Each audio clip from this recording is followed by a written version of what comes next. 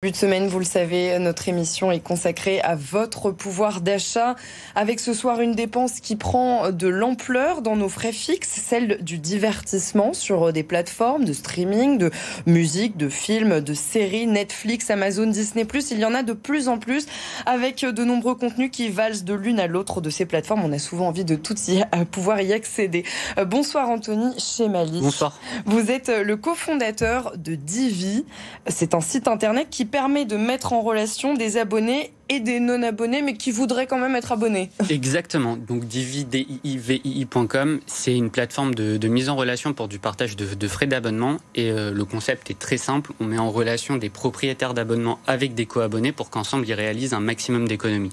C'est une solution qui marche parce que depuis notre lancement, il y a maintenant 8 mois, on compte près de 60 000 utilisateurs qui réalisent en moyenne 400 € d'économie par an. Donc c'est assez substantiel. C'est plutôt important, surtout en ce moment, comme vous le disiez. Finalement, ça, les plateformes, elles le prennent bien ?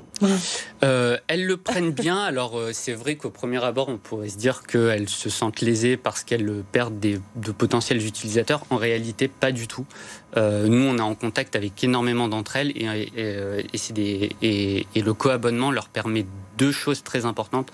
La première, c'est d'avoir un taux de rétention qui est plus important, parce que le taux de désengagement chez les plateformes type Netflix, par exemple, tourne autour de 10%. Chez nous, on est en dessous des 3%. Donc forcément, lorsqu'on paye son abonnement moins cher, on a moins de raisons de vouloir se désabonner. Et la deuxième raison, c'est tout simplement parce que c'est une porte d'entrée vers la légalité. Aujourd'hui, il y a énormément de personnes qui vont télécharger, streamer illégalement. Et le co-abonnement, aujourd'hui, permet à ces personnes de rentrer dans le cadre de la légalité et de consommer du contenu légalement. Donc si j'ai une plateforme à laquelle je suis abonné, mais j'ai par exemple 2 ou 3 écrans, admettons, je ne peux pas le proposer à 5 personnes sur votre site. Absolument pas. Tout est réglementé. Donc si vous avez un abonnement 5 places, vous en avez automatiquement une qui vous est réservée. Vous pouvez en partager jusqu'à 4 maximum. Jusqu'à 4. Voilà. Quel intérêt vous y trouvez, vous, la plateforme, le site internet ? Alors en fait, l'intérêt. Alors déjà, nous, l'idée, on l'a eu lors du premier confinement, parce qu'on était confinés. J'étais confiné du coup avec mon frère. Étant donné qu'il n'est pas très divertissant, on regardait Netflix pour se divertir. On était abonné qu'à cette plateforme et on s'était rendu compte que pour avoir un catalogue réellement intéressant, il fallait être abonné à plein de plateformes et que ça représentait un réel coût. Et donc en fait, l'idée à ce moment-là, c'était de se dire, ok, on va créer une plateforme similaire à Blablacar. Donc on va à l'instar de Blablacar, qui permet à des voyageurs de partager les coûts d'un trajet. Et on va permettre à des propriétaires d'abonnements et aux différents utilisateurs d'un abonnement de partager équitablement le coût d'un abonnement.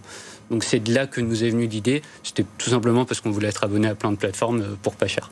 On sait que depuis le mois de septembre, il y a quand même une hausse des prix sur notre portefeuille et que les loisirs ont un peu tendance à passer à la trappe. Ouais. Est-ce que finalement vous avez vu votre nombre d'abonnés augmenter, enfin d'abonnés et d'utilisateurs augmenter significativement depuis ces derniers mois ? Alors il y a 2 axes majeurs avec le co-abonnement. Le premier, c'est évidemment un gain de pouvoir d'achat pour les franciliens et les Français, puisque comme je l'ai dit, c'est 400 € d'économiser par an. Le deuxième axe, c'est effectivement un accès à la culture. En général, lorsque on a moins d'argent, lorsqu'on a moins de pouvoir d'achat, les premières dépenses qui passent à la trappe sont souvent celles du divertissement.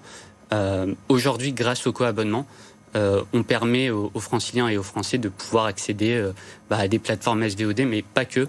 Il y a aussi la musique, la presse, les jeux vidéo, les outils de productivité. Donc c'est vraiment très très large. On a référencé 150 plateformes sur Divi, éligibles au co-abonnement. À qui vous vous adressez ? Alors, au début, on s'adressait beaucoup aux étudiants. On a près de plus de 30 universités partenaires, un peu partout en France. Mais en réalité, c'est vraiment tous les Français. On a vraiment un panel d'utilisateurs extrêmement hétérogène dans l'âge. On a effectivement 45% qui vont avoir entre 18 et 40 ans. Et puis, on va avoir à peu près l'autre moitié qui a plus de 40 ans. Donc, c'est des familles, c'est des actifs. Donc, parce qu'aujourd'hui, tout se consomme sous forme d'abonnement. Donc, et alors même en famille, parce qu'on a tendance à se dire bon, les parents ils partagent à leurs enfants, donc. Alors effectivement, les parents ne font pas payer à leurs enfants, mais c'est une solution qui s'adresse plus, par exemple, à des colocataires, à des collègues, entre collègues, entre amis aussi. Parfois, on peut en avoir marre que nos amis squattent allègrement nos abonnements. Donc voilà. Les bons comptes font les bons amis. Exactement. Vous êtes installé à la station F. Est-ce que c'était un plus finalement pour vous installer? On sait que c'est un incubateur de start-up. Exactement. Alors c'est un plus tout à fait parce que c'est un écosystème qui est assez enrichissant. Il y a énormément de personnes qui entreprennent. Parfois on peut trouver des synergies avec ces personnes. Ça nous permet également de nous mettre en relation avec des investisseurs. Donc, et puis en plus, ça nous permet d'avoir des locaux. C'est un lieu qui est assez sympathique, donc c'est plutôt chouette d'y être. Bon, on revient justement à notre thématique pouvoir d'achat. Combien faut-il compter pour un abonnement, par exemple, à Netflix ou à Disney+? Le prix moyen déboursé pour un abonnement sur notre plateforme, c'est 4 € par mois, un peu moins de 4 € par mois. 4 € par mois. Mais si on prend par exemple l'exemple de Netflix, Netflix Premium, je crois, est autour de 20 €. Chez nous, il est à 5 €. 5 €. Voilà. D'accord. Voilà, ça permet quand même de faire des économies assez substantielles. Merci beaucoup, Anthony Chemali. Donc, je le rappelle, vous êtes cofondateur de Divvy. Donc, le site internet, rappelez-moi, l'adresse c'est DIVII.com. C'est avec 4 i. Voilà, donc avec 4 i.